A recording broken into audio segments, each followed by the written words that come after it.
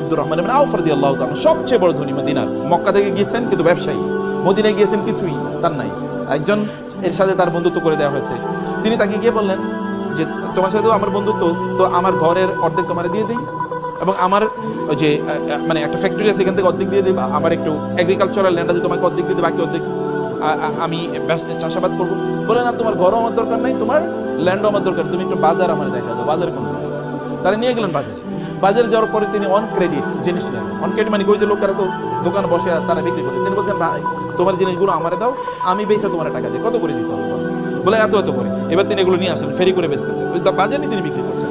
বাজারে ফেরি করে বিক্রি করে উনি এক জায়গায় বসে থাকতো, উনি ফেরি করে বিক্রি করতেছেন। আপনি ওইখানে দোকানে গিয়ে এটা পাওয়ার আগে আপনি ওই রাস্তায় পেয়ে গেছেন, তাহলে আপনি তার কাছ থেকে গিয়ে নিলেন। নিচে হচ্ছে 10 টাকার জিনিস, বেচতে হচ্ছে 20 টাকা, আর কয় টাকা লাভ হয়েছে তার? 10 টাকা। এই যে পুঁজি তৈরি হয়ে গেল।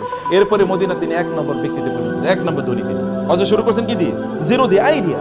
এবং তিনি জান্নাতের সুসংবাদ প্রাপ্ত সাহাবী। মানে আপনি যদি মনে করেন টাকা পয়সা না থাকা মানে হচ্ছে আমি অনেক বড় আল্লাহ, ফকির মানে আল্লাহ, মিসকিন মানে হচ্ছে আল্লাহ, নো।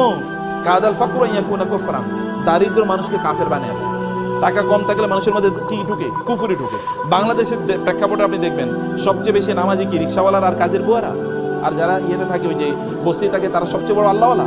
আপনি তাদেরকে মসজিদে কোথাও খুঁজে পাবেন? একজন মসজিদে খুঁজে পাবেন না। দেখবেন এরা মসজিদে না, এরা দিনও বোঝে না, ইসলাম বোঝে না, কিচ্ছু বোঝে না। তার মানে দারিদ্র মানুষকে কাফের বানিয়ে দেয়। দারিদ্রের কারণে সে ইসলাম বুঝতেই পারে। দারিদ্র থাকলে মানুষ আল্লাহর ইবাদত করতে পারে, সে কারণে দারিদ্রের সাথে ফাইট করতে হবে আপনাকে। আলী রাদিয়াল্লাহু বলেছেন দারিদ্র যদি কোনো মানুষের নাম হইতো তাহলে ওই লোকের আমি জবাই করে ফেলতাম, কারণ ও থাকলেই মানুষ কষ্ট পায়। অথবা এই কারণে আমি তাকে হত্যা করে ফেলতাম। লাউ কানাল ফাকরু রাজুলান লাকাতালতুহু, যদি দারিদ্র কোনো ব্যক্তির নাম হতো তাহলে ওই লোকের ডাইকে আমি হত্যা করে ফেলতাম। দারিদ্র এটা ইসলাম কোনোদিন এটাকে সেলিব্রেট করে না, যে ঠিক আছে তুমি দরিদ্র এবার তোমার আমি সালাম দেবো, নো। কেন তুমি দরিদ্র বলা? ওমর রাদিয়াল্লাহু তাআলার কাছে কোনো লোক গেলে তিনি তাকে বলতেন তুমি করো কি? বলে কোনো কাম করি না। বলে যাও আমার কাছ থেকে সরো, যে দুনিয়ার কামও করেন আখিরাতের কাছে হয়তো অথর্ব স্টুপিড যেন আমার সামনে না আসে। কাজ করতে হবে। আল্লাহ সুবহানাহু ওয়া তাআলা এই দুনিয়া নিয়ন্ত্রণ করার জন্য আপনাকে পাঠিয়েছেন, দুনিয়ার মালিক হওয়ার জন্য আপনাকে পাঠিয়েছেন।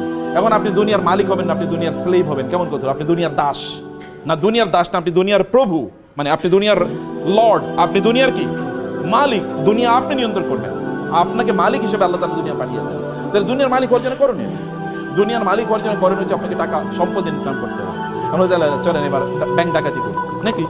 কারণ অনেকে তো ব্যাংক ডাকাতি করে তো টাকা পয়সার মালিক হয়েছে। আপনাকে সম্পদের মালিক হওয়ার জন্য আপনাকে করতে হবে হলো হালাল উপায়ে আপনাকে সম্পদের মালিক হওয়া লাগবে। আপনি যদি হালাল উপায়ে সম্পদের মালিক হন তাইলে এটা আপনার ঈমানটাকে বাড়াবে, আপনার দিনদারি বাড়াবে, দিনদারি কমাবে। তাহলে সম্পদের মালিক আমি কেন হব? একটা প্রশ্ন। আপনি তো সম্পদের মালিক হওয়ার অনেক পথ আছে, আপনি করবেনই, কিন্তু সম্পদের মালিক কেন হবে না? সম্পদের মালিক হওয়ার আপনার 1 নাম্বার কারণ হলো আপনি সম্পদের মালিক হলে আপনি দ্বীনি কাজ ভালো করে করতে পারবেন, আপনি ইবাদত ভালো করে করতে পারবেন।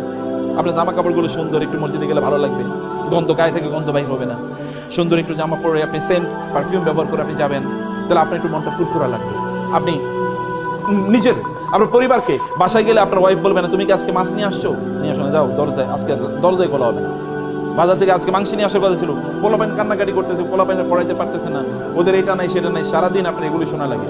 এই কারণে আপনি মনে করেন বাসায় যাবো না, বসে বসে সিনেমা দেখি বাইরে নাকি, অথবা বন্ধুদের সাথে আড্ডা দিই। এখন আপনি আড্ডা দেন, বাচ্চারাও আড্ডা দেয়, স্ত্রীও আড্ডা দেয়, আপনিও আড্ডা দেন, পুরো একটা জাহান্নাম হয়ে যায়।